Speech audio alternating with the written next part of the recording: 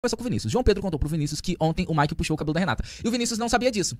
Sabe? E uma das cenas, assim, que eu vi um pouco de empatia, um pouco não, gigantesca empatia, é o abraço do Vinícius para com a Renata. Porque, tipo assim, ele não tinha intenção nenhuma em magoar ela. Ele não tinha intenção nenhuma, tipo assim, derrubar, ou desmerecer, ou desfavorecer, ou queimar a imagem da Renata. Ele simplesmente quis ser amigo dela.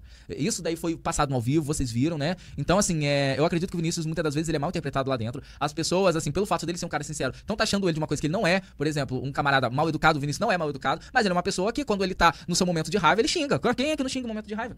Aí, tipo assim, você não pode xingar dentro de um programa? Pelo amor de Deus, gente, vai pra puta que pariu. Vocês estão assistindo um reality show e na casa de vocês acontece o quê? Não xinga lá, mas você xinga em casa. Só que você não filma, né? É complicado. Ah, bando de gente hipócrita, pelo amor de Deus. Não tem como prejudicar um participante por causa de uma situação tão mínima, né? 41 votos! Renata saindo, Guilherme ficando, e a Vitória ficando. Gente, mas paredão difícil. 49, 41 e 10. Gente, será que esse é o tom da Renata? Ingrata. Já pensou? A Renata sai pra Dona Delva? Meu Deus! Se a Renata sai pra Dona... Meu, ia ser o tombo do tom, vem!